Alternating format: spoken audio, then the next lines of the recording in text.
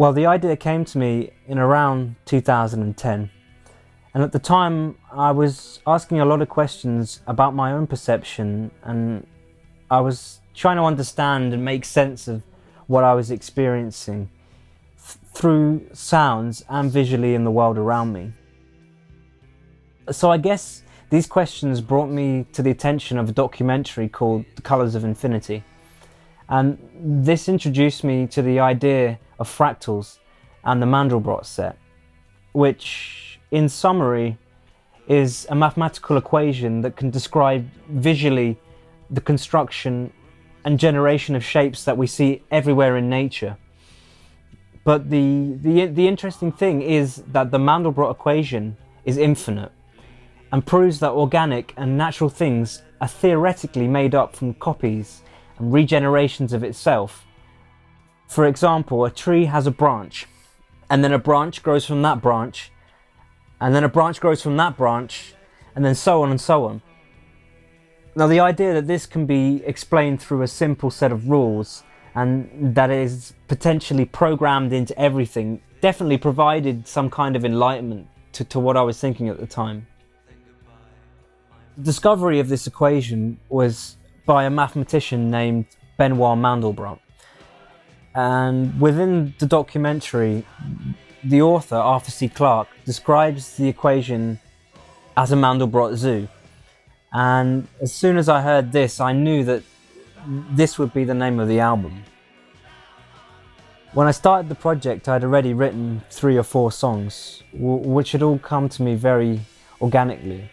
So I decided to carry on writing to see where it goes. A lot of the writing of the basic music came intuitively to me, so from following one note or one chord, moving into another, and then into another and another, until a sequence was made that holistically sounded complete. It became obvious that there were several themes that I was writing about across different songs, both lyrically and musically. And the 4 symbols represent 4 themes. The themes of perception, mortality, regeneration, and transportation. But these themes are abstract concepts, and they can most definitely be interpreted in different ways. So I recorded most of the album in my home studio, and it took around 3 years to complete. I was funding and producing the album myself, so I'd save up money to buy new equipment or pay some musicians, and then I'd have to work again to save up the money to carry on recording. So this happened over a period of 3 years. The basic rhythm tracks of the album were recorded on this Roland 24-track recorder, and as you can see, it's seen better days, but it still works. I mean, it's had beer spill on it, had tea spill on it, it's been dropped several times, and it even once fell out the back of a speeding car, but you know, it still works. And the reason I chose to record on this was because my computer at the time in my studio only had 2 tracks, simultaneous recording, and this has 8. So I was able to record the drums, the bass, and the rhythm guitar at once. And then I moved on to record everything else as I upgraded my studio. But this really laid down the foundation of the album throughout every track. I got a lot of musicians to play on the album to build up the textures and to help create an almost orchestral and symphonic palette. So you can hear strings, brass, woodwind, percussion, choirs, opera singers, and even a church organ. And this is as well as the normal band setup of guitars, bass, drums and vocals.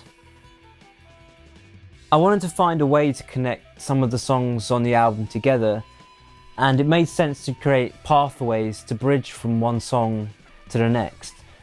So I recorded sounds on location, And then I went back to the studio to design soundscapes. So the soundscapes are designed to create a living and breathing world that exists within the music and the album. Well, the inspiration for the songs are based around my personal experience, from places I've been, dreams that I've had, and stories that I've imagined. So I took a lot of influence as well from poetry, movies, and the natural world around me. The artwork is based on a mandala, and a mandala acts as a visual aid to meditation. And you can see the 4 symbols representing the album's themes inside it. So I roughly designed the layout of the mandala and then gave it to my friend, who is a paper artist and creates beautiful designs and cuts them by hand. So I wanted the artwork to have this handcrafted human feel to it, using organic textures to go along with the album's self-made recording process. To go along with the main artwork, I started shooting Super 8 footage. I really appreciate the medium of film and the textures and the granularity that shooting on film offers. I was filming while I was recording the soundscapes in the different locations, and it really helped me to visualize the album. And I guess it gave me different perspectives, which I definitely took a lot of inspiration from during the recording process.